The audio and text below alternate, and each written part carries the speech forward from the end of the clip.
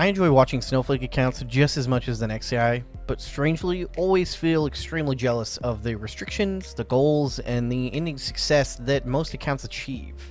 That's why I made Tile Karamja. Karamja locked movement restricted Ironman. Hardcore Ironman for now, but we'll talk about that later. I'm only allowed to move freely on tiles that I have unlocked, which cost 1k XP each. As I progress, I will move closer to my goals and unlocking new skills like agility, a better herblore method, and eventually finishing all the quests in Karamja.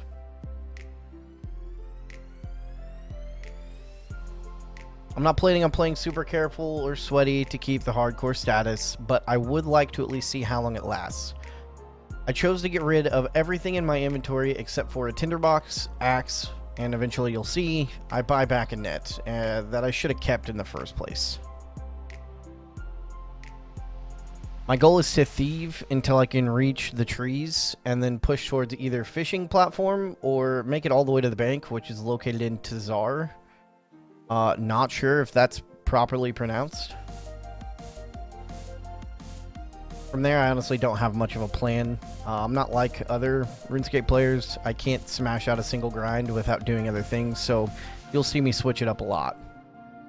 Also, disclaimer, I work a job that takes up majority of my time, as well as having a wife and kids, so I have more game exceptions than what I'd like, but it's just a matter of enjoying my time playing while trying to reach my goals. I'll talk more about exceptions in the next episode. For now, here's the progress I've made so far.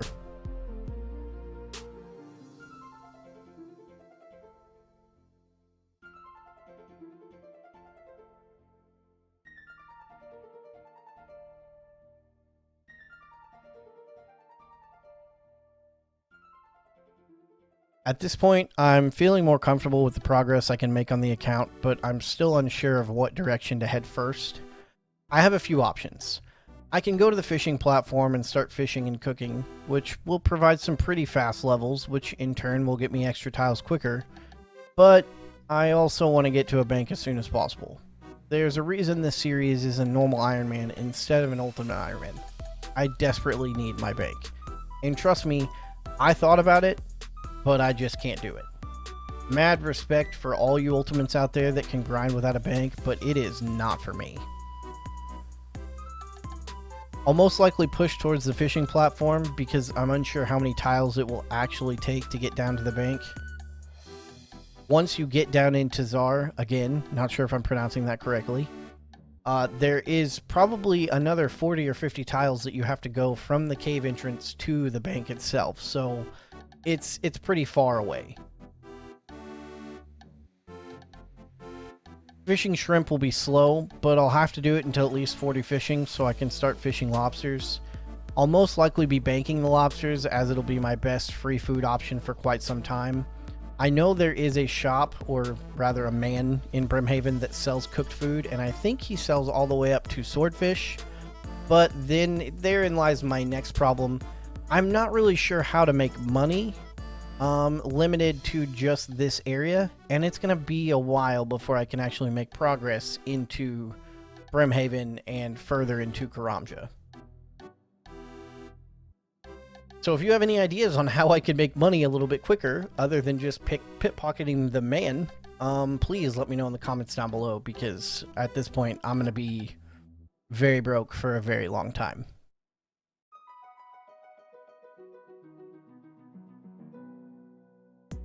I'm not exactly sure what skills I can and skills I can't do are. I know for a fact that I can't mine until 15 mining.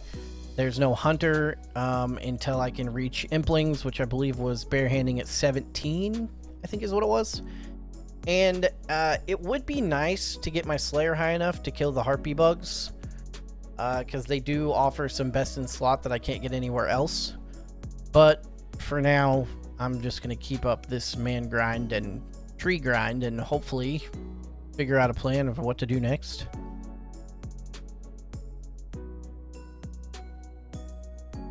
For now, though, let's talk about some of the rules. As discussed, I can only travel on tiles I have unlocked, other than a few exceptions. like as I'm sure you've seen in this video, whenever I lit a fire, it automatically pushed me out of my tile. I don't see that, especially early game, as a big deal. Late game, I will try to keep everything lined up to where I don't leave the tiles at all. But there's going to be some hiccups along the way. I'm not perfect. I'll do the best I can. As for goals, fairly simple to discuss, not so simple to achieve. I would like to accomplish every Karamja quest, receive my best in-slot gear, and finally finish off by getting a fire cape. I can sit here and try and tell you, oh, I'm gonna go and get an infernal cape and it's gonna be awesome, but let's be real. I'm not Verf. I'm not any of these people who can get infernal capes with a max out gear setup, let alone being restricted to low level gear like I will be in this series. And to be honest, in my RuneScape career, I have completed a fire cape a total of 1 time. Although it may be super challenging for some, I am super proud of myself for accomplishing it even 1 time. So my main goal is to get to the point that I can complete a fire cape not once, no, twice. Because 2 is better than 1, I guess?